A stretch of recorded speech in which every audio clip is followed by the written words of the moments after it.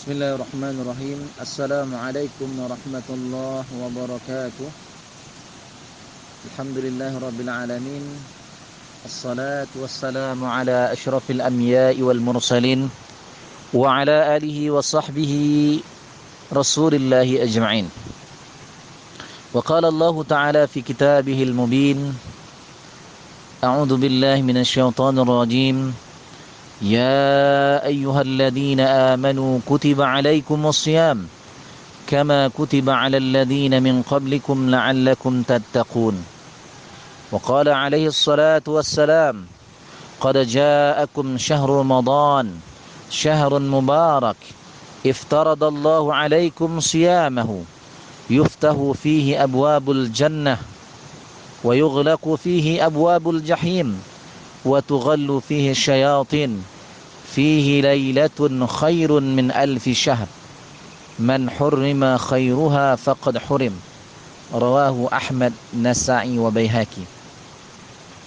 Saudara-saudara kaum muslimin dimanapun anda berada, kembali kita memuji Allah Jalla Jalaluh di bulan Ramadan yang mulia ini. Allah Subhanahu wa ta'ala memberikan anugerah nikmat yang sangat besar, yaitu kesempatan berjumpa dengan bulan yang agung ini. Betapa bulan ini dirindukan oleh seluruh umat manusia. Mereka orang-orang yang dipanggil oleh Allah Subhanahu wa ta'ala dengan panggilan yang lembut. Ya ayyuhalladzina amanu kutiba alaikumusiyam.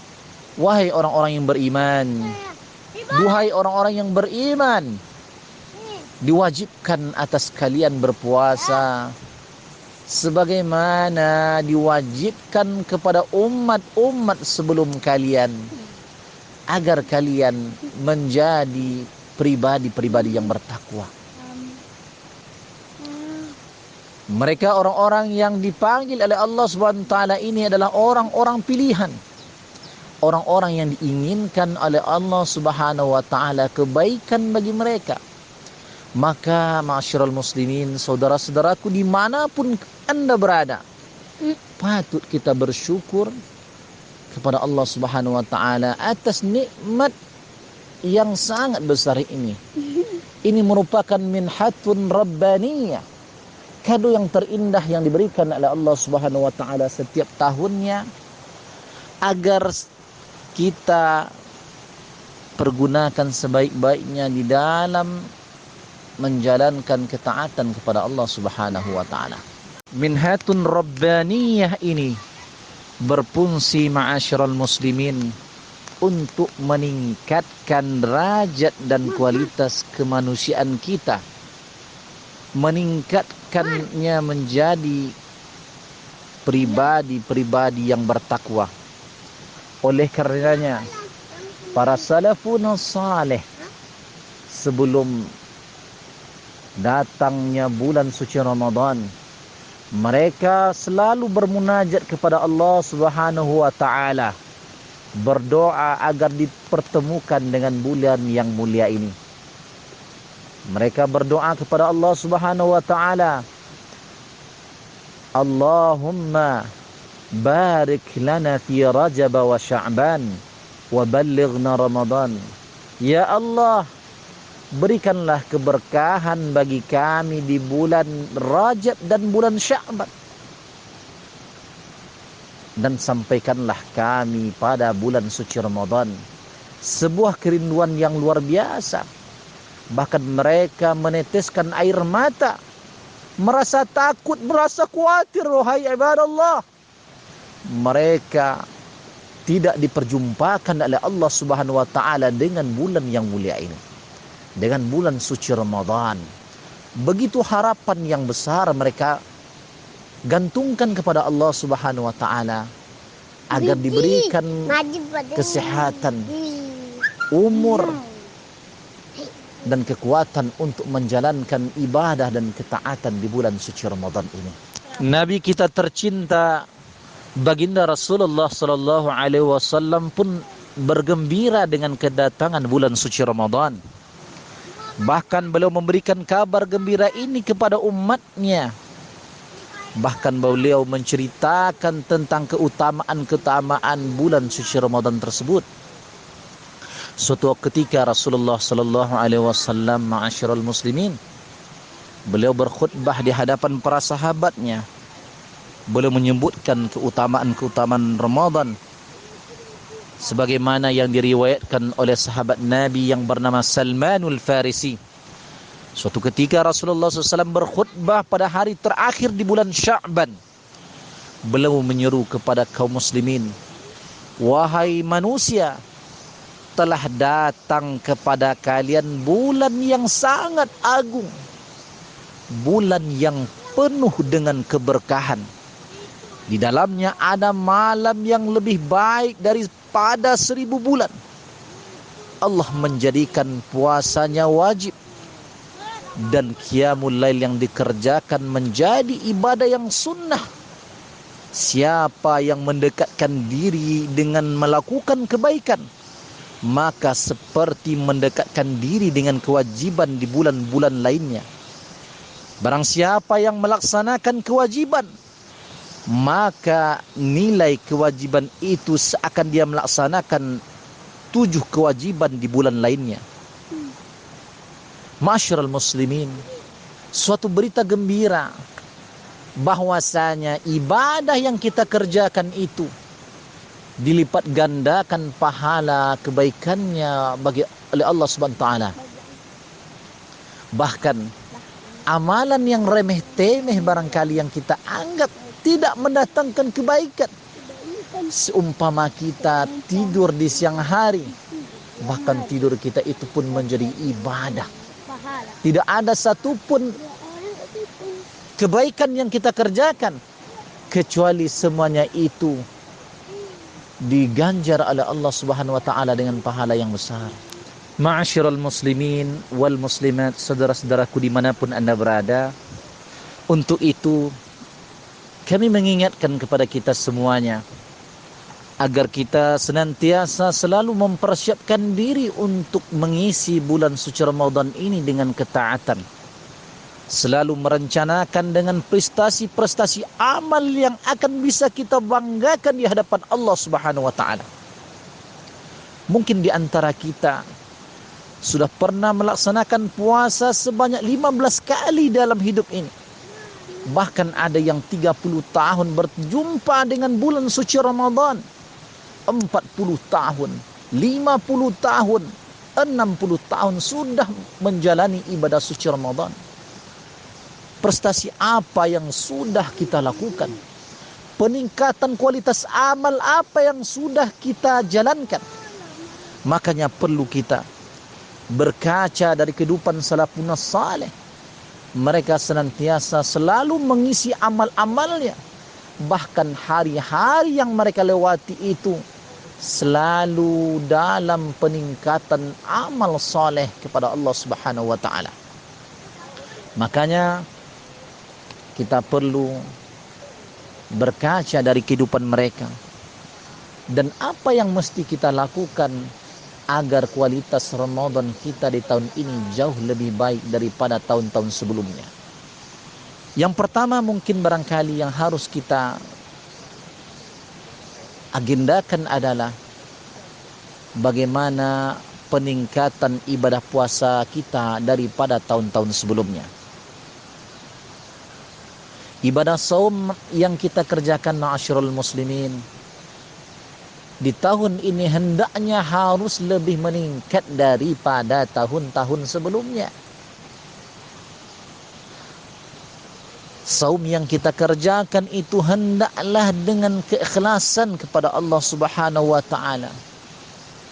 Dengan pemahaman-pemahaman yang baik sehingga ketika kita menjalaninya itu penuh dengan perhitungan dan mengharapkan redha dari Allah Subhanahu wa taala. Bahkan qad ja'akum syahrul Ramadan, telah datang kepada kalian bulan suci Ramadan mubarak, bulan yang penuh dengan keberkahan.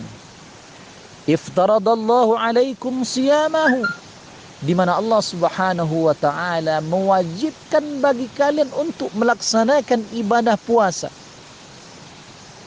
Di mana pada bulan suci Ramadan Nabi sallallahu alaihi wasallam mengabarkan yuftahu fihi abwabul jannah. Di bulan suci itu Allah membukakan pintu surga selebar-lebarnya.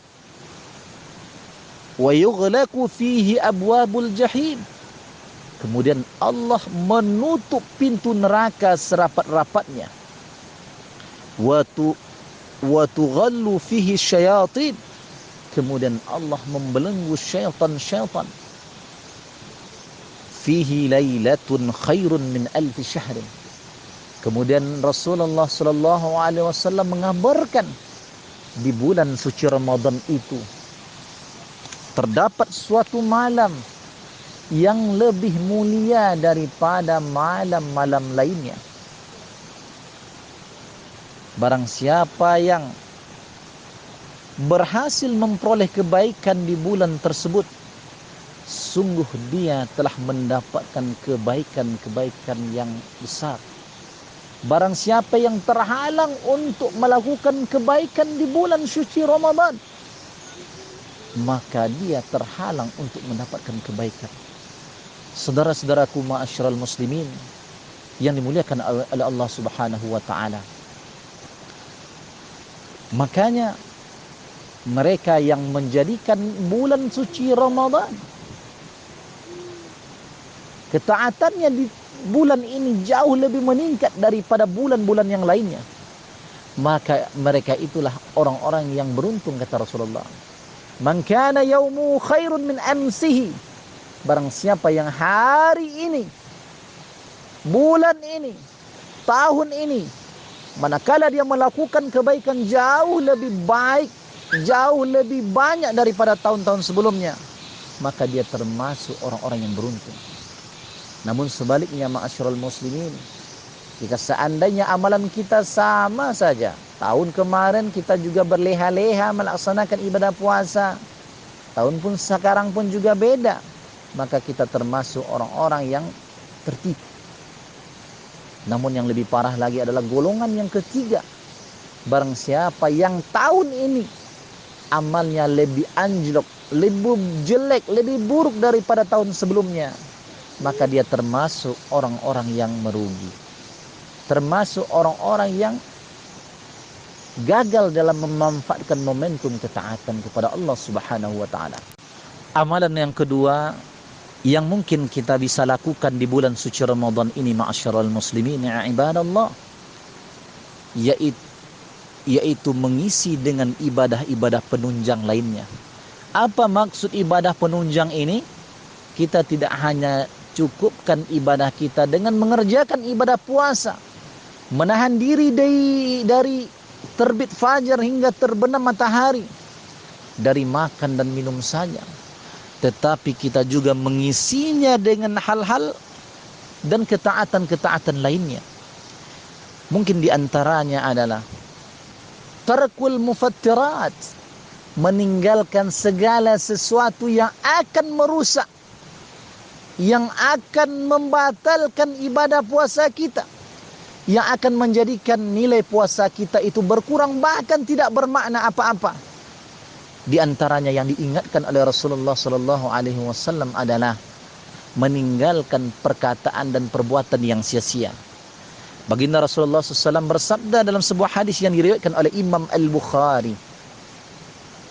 Rasulullah SAW bersabda, man lam yada' qawla zur wal amala bih falaysa Allahu hajatun fi ayyada' ta'amahu wa syarabuh. Barang siapa yang tidak bisa meninggalkan perkataan dusta, perbuatan yang sia-sia, dan tetap melakukannya, maka Allah tidak butuh seseorang meninggalkan makanan dan minuman. Tidak ada manfaatnya ibadah puasa yang kita kerjakan. Tidak akan bermakna kita menjauhkan diri dari makan dan minum, saudara-saudaraku. Ibadah yang kita kerjakan akan menjadi sia-sia manakala kita tidak bisa meninggalkan perkataan-perkataan dusta, perbuatan-perbuatan yang sia-sia yang akan merusak kebaikan ibadah yang kita kerjakan. Saudara-saudaraku kaum muslimin dan kaum muslimat dimanapun anda berada, amalan yang ketiga yang bisa kita lakukan pada bulan suci Ramadan ini adalah menghidupkan malam-malam Ramadan dengan Al-Quran dan memperbanyak qiyamul lail. Malam-malam Ramadan adalah malam yang penuh dengan keberkahan. Oleh karenanya, hiasilah malam Ramadan kita dengan interaksi bersama Al-Quran secara utuh. Perbanyak tilawah Al-Quran. Kalau di tahun yang lalu kita melaksanakan tadarusan di rumah-rumah Allah, di masjid-masjid Allah, saat ini dengan adanya pandemi corona yang telah mewabah di seluruh dunia, kita terhalang untuk melakukan ketaatan di masjid. Maka pindahkanlah ketaatan yang selama ini kita kerjakan di masjid di rumah-rumah kita. Hiasilah rumah-rumah kita dengan memperbanyak membaca Al-Quran, memperbanyak pemahaman kita terhadap ayat-ayat Allah, bahkan juga menumbuhkan semangat untuk mencintai Al-Quran. Bahkan kita menjadi ahlul Quran. Ajak anak-anak kita mengaji di rumah-rumah kita, memperbanyak interaksi dengan Al-Quran. Allah Subhanahu wa taala memberikan berita gembira kepada kita bahwasanya Al-Quran ini adalah solusi di dalam kehidupan kita. Manakala kita senantiasa selalu berinteraksi dengannya. Allah Subhanahu wa taala berfirman di dalam Al-Quran, "Inna hadzal Qur'an yahdi lillati hiya aqwam wa yubashshirul mu'minin alladzina ya'maluna as-salihat anna lahum ajran kabira."